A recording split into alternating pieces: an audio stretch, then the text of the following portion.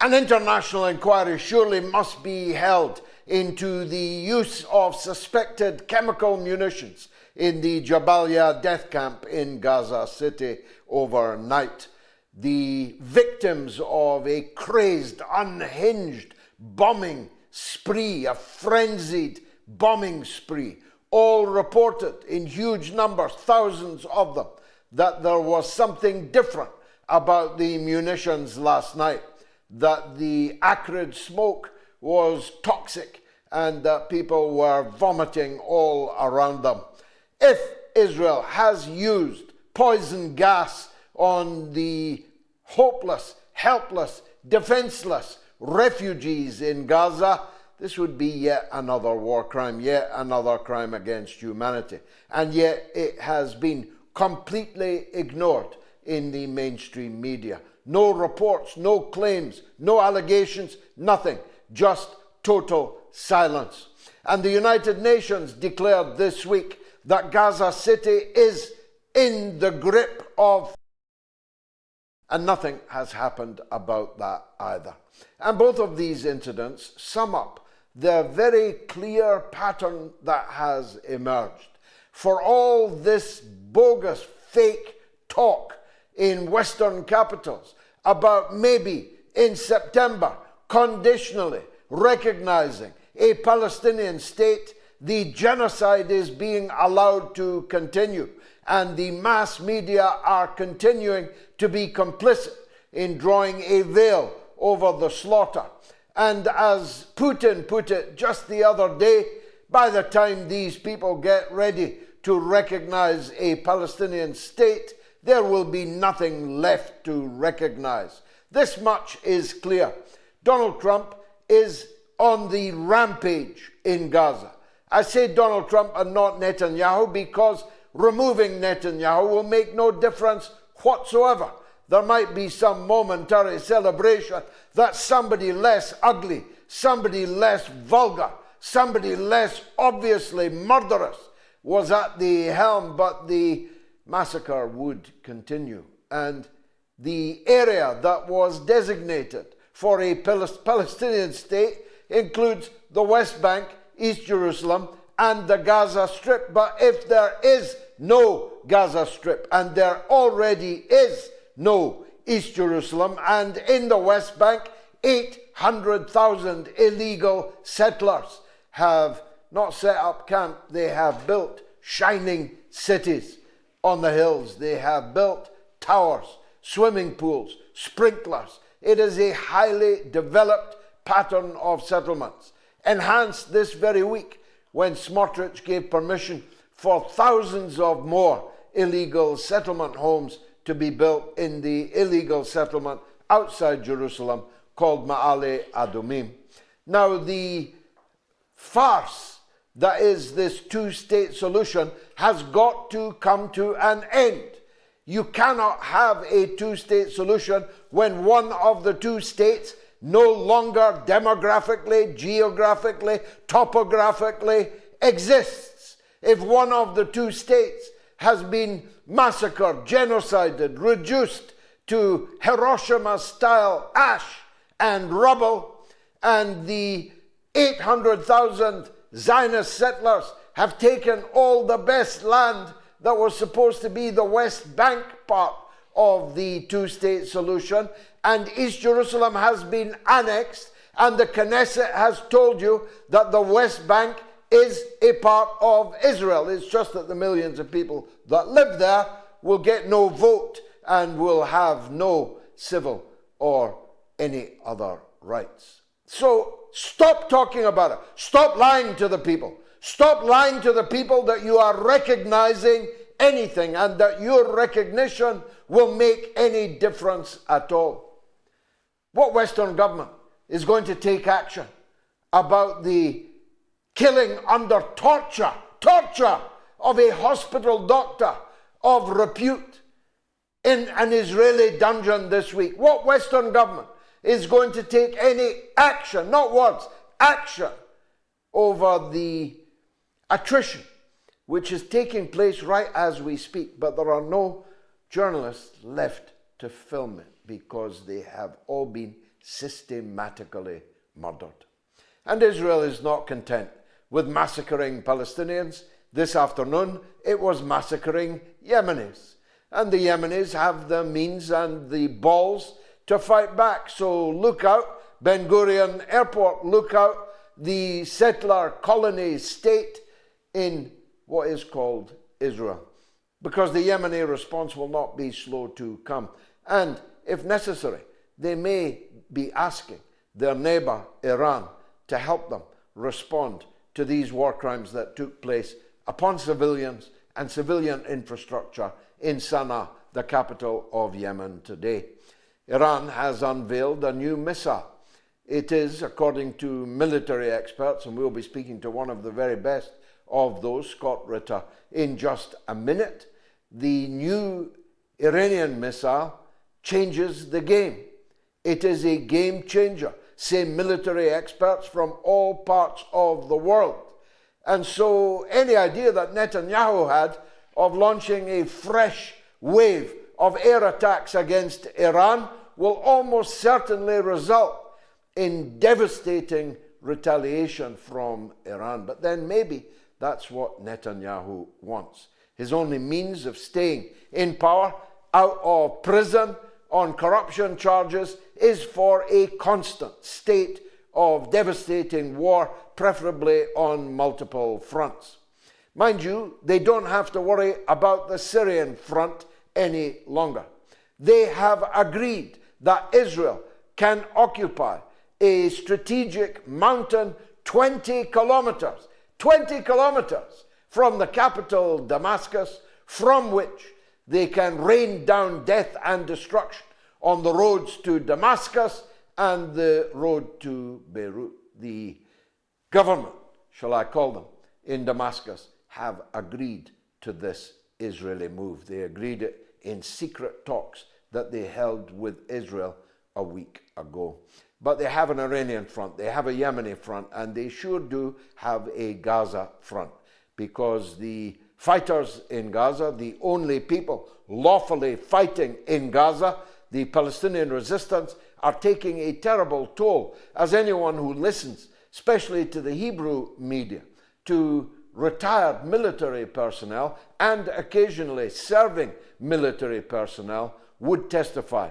A tremendous fight is going on in the darkness underneath the smoke, and Israel's reoccupation of Gaza City is by no means certain, and their occupation of the entire Gaza Strip is only possible by the use of the weapon of famine. Now, I need to accentuate this point to you.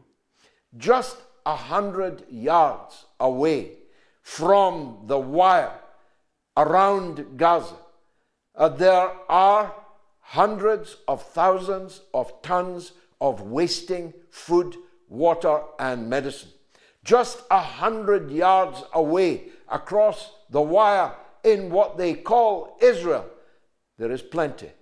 And yet, in 2025, children are dying like flies. Now, old people, sick people are dying like flies right now, this minute, of starvation and thirst and lack of access to even the most basic of medical help. Now, nobody's doing anything about that. The UN declared famine in Gaza City. What next? What happens next?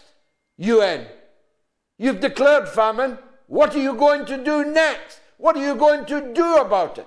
It is a legal obligation on all governments in the world, when clear evidence of genocide is right in front of their eyes, it is a legal obligation upon them to take action to bring that threat to humanity to an end. But none of them have, and none of them will. I'm talking about Western governments because the governments of the Arab world are simply not worth talking about at all. I feel it would defile my lips if I were to adumbrate the names of the traitors in the Arab world who are praying 5 times a day, who will fast at Ramadan, who will make pilgrimages will go on Umrah, will go on the Hajj, whilst they are complicit in the slaughter of hundreds of thousands of Palestinian women and children. And so, be gone.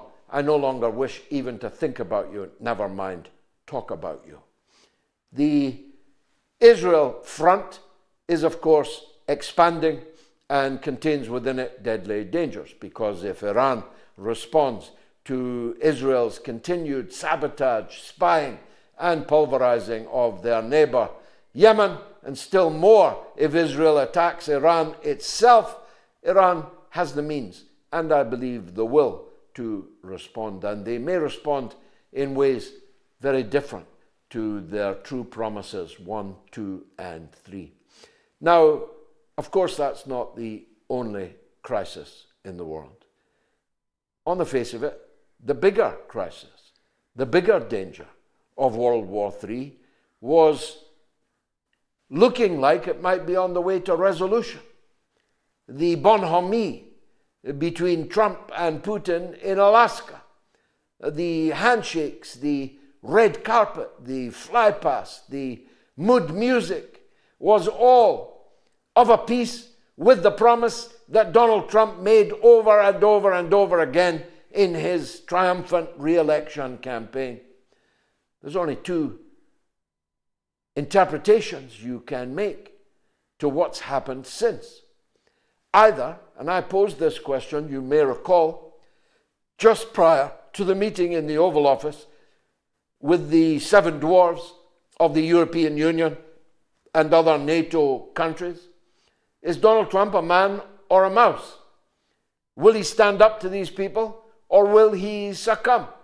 And all the evidence that I have seen is that he has succumbed. He's just ordered the delivery of 3,400 new American cruise missiles to the Zelensky regime, which will be paid for by you, dear European and British taxpayer. We're paying for it, America's delivering it, and its intention is to deliver death and destruction far inside the Russian borders. So if Donald Trump is sincere in wanting to bring the Ukraine war to an end, then he's a mouse who lacks the political capital, lacks the balls, lacks the energy with which to bring it about. But there is an alternative point of view, and again I'll be asking Scott Ritter about this. The alternative point of view is that he was not sincere, that the bonhomie was fake bonhomie. It was kabuki theatre. It was look over there. It was a diversion from the twin sex scandals, both involving Israel, in which Donald Trump's administration is currently mired. The first one is obvious enough. The attempt to pretend that there never was an Epstein affair, that Epstein committed suicide for no reason, wasn't murdered, committed suicide when he had no need to, because the whole Epstein affair was a Democratic Party hoax. That has failed. Trump knows it. It has completely failed.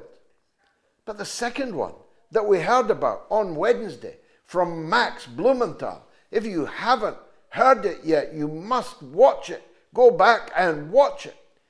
Is the astounding story of a top Israeli official being caught in an FBI multi-agency sting, seeking to have pedophilic sex with what he thought was an underage schoolgirl.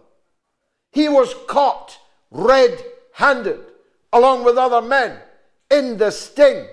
And all the other men are up on trial in the United States, have been given a court date in the United States, but the top Israeli official is safely back in Israel, where so many of these degenerates flee after they have been unmasked as the perverts that they are. Now, not a word of explanation has been offered. The local law official boasts in her election campaign in Nevada that she's Israel-born. Israel-born, vote for me. And she freed, allowed to leave, a top Israeli official caught in a pedophile sting. And she was appointed by Donald Trump. And Donald Trump has nothing to say about it. And actually, virtually none of the corporate media in the United States has even reported that it happened. Never mind denounced it as Epstein 2.0. And Donald Trump isn't going to get clear of either of these scandals. There is a third alternative. And I drew attention to it some time ago. I have become used to seeing in the House of Commons over decades the slow and sometimes stately progress of elder statesmen to decrepit walking corpses. And I drew attention weeks ago, maybe months, to the increasing fatness of Donald Trump's ankles, to the increasing fatness of his hands. A third possibility is that Donald Trump is sick, maybe very sick, and that he cannot and does not expect to finish his presidential term. Again, we'll see what the great Scott Ritter has to say about that. This leaves me only a moment or two to discuss British politics.